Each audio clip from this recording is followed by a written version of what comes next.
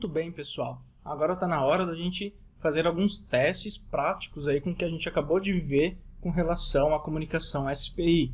Então, da mesma forma que eu fiz na comunicação I2C, a gente não consegue ter uma simulação muito legal dentro do Simulid, então vou novamente utilizar o Proteus. Caso você não tenha, pode baixar a versão demonstrativa, que é suficiente para esse teste que eu vou fazer. E agora, o programa, o arquivo que a gente vai abrir lá no Proteus é esse outro aqui. Então, vocês vão lá na parte de projetos de amostra, vão digitar SPI e vão achar esse arquivo aqui, Arduino MCP3208 12-bit ADC. Então, vou clicar aqui no Proteus e vamos lá. File, Open Sample Project, SPI, para VR, ele tem vários exemplos para vários microcontroladores, nesse caso eu vou usar para VR, e vou colocar aqui, Arduino MCP3208 12-bit ADC. Então esse conversor AD que a gente vai trabalhar, ele tem um código de exemplo aqui, só que como Arduino a gente não vai usar ele, pode até fechar. O que interessa para a gente agora é o circuito. Esse conversor AD, ele é muito legal porque ele é muito simples. Tá? Eu gosto muito desses componentes da Microchip, porque eles são bem fáceis de se trabalhar. Tá? E ele já está totalmente ligado. A gente tem o AVR aqui do lado, que é um Arduino, na verdade, mas é o microcontrolador que a gente usa. E aqui do lado ele já tem todos os pinos interligados. O SCK no SCK, cadê? Ele já está ligado aqui, IO 10, 11, 12 e 13, que são esses daqui, pino MOSI, pino MISO, pino SCK.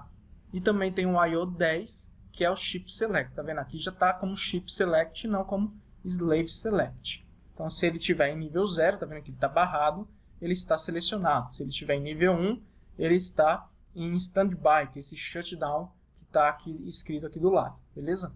E fora isso, tem os pinos de comunicação. A variação dele vai ser feita por meio desses dois potenciômetros. Então, eu posso subir ou descer, que a gente vai ter uma variação ali no virtual termo, trabalhando com comunicação serial. E aqui a gente pode trabalhar de duas formas. Ou a gente faz a leitura individual de cada canal, do canal 0 ou então do canal 1, ou então a gente faz a leitura diferencial do canal 0 menos o canal 1, ou do canal 1 menos o canal 0. Mas nós precisamos de mais informações com relação a esse circuito integrado. Então o datasheet dele está nesse link que eu postei aqui para vocês, que é próprio da Microchip, e aqui tem todos os dados que a gente precisa dele. Então, a gente tem desde a parte do MCP3204, que é a mesma coisa, só que ele possui apenas 4 canais, e também tem do 3208, que possui 8 canais. Então a gente está usando agora. Não vou entrar em detalhes com relação à construção interna dele. Acho que isso não faz muito sentido para essa aula. Então, descendo um pouquinho, a gente vai ver algumas características importantes com relação à parte de comunicação. Descendo, descendo, ele tem muita informação aqui de funcionamento. Ainda mais por se tratar de um dispositivo analógico, você tem que tomar muito cuidado. Então, tem aqui os 8 canais, o pino de Chip Select, o pino de referência. Então, a gente pode colocar uma referência externa. Essa referência ela pode ser de 5 volts, como pode ser menor. Lembrando que a referência que vai ditar o valor máximo ali do nosso conversor, qual que é a faixa máxima do nosso conversor. Então, aqui tem até o cálculo. Lá nas aulas de conversor AD eu falo um pouco sobre isso. Então, como ele é um conversor de 12 bits, ele tem 4.096 variações. Ele vai de 0 até 4.095. Se a tensão de entrada for no máximo a tensão de referência, ele chega no valor máximo. Então, se a gente colocar 5 volts aqui, no pino de tensão de referência, a nossa tensão de entrada tem que ser no máximo 5 volts. Se a nossa tensão de referência for 2.5 volts, a tensão de entrada tem que ser no máximo 2.5 volts. E aí você consegue ter ali uma precisão maior com relação... Quanto menor o valor da referência, maior a sua precisão, menor é o seu degrau com relação à entrada analógica. Mas não vou entrar em muitos detalhes. Para isso, veja a aula de conversores AD, que está nessa parte de periféricos mesmo. Então, descendo um pouquinho mais, aqui. É essa tabela que eu gostaria de mostrar. A gente tem o modo de funcionamento dele. Então, a gente tem alguns bits de configuração que precisamos enviar para o dispositivo para que ele funcione de determinadas formas. Então, por exemplo, se eu quero fazer uma conversão direta de um determinado pino, eu vou mandar nível lógico 1 para esse bit aqui, ó, single/diff, que é o single conversion ou differential conversion, ok? E aí você pode escolher. Se você mandar 1, é conversão simples. Se você mandar 0 para esse bit, é diferencial. E aqui tem o bit de endereço. Se a gente mandar 000, a gente está lendo o canal 0. Se a gente mandar 001, a gente está lendo o canal 1. E assim por diante. E aqui embaixo, se a gente mandar 0 para o bit de single ou diff e mandar 000, a gente está fazendo uma leitura diferencial do canal 0 menos o canal 1. Está vendo que o 0 está como positivo e o 1 negativo? Então, é esse menos esse. Agora, se no D0 a gente mandar 1, aí é o inverso. O 1 está como positivo e o 0 negativo. Então, é o canal 1 menos o canal 0. E funciona da mesma forma aí para os outros também. E como que nós enviaremos essas informações? Se a gente descer um pouquinho, a gente vai ver como que funciona o mapa de tempos desse dispositivo. Que isso que é a chave para que ele funcione. Lembra que eu comentei?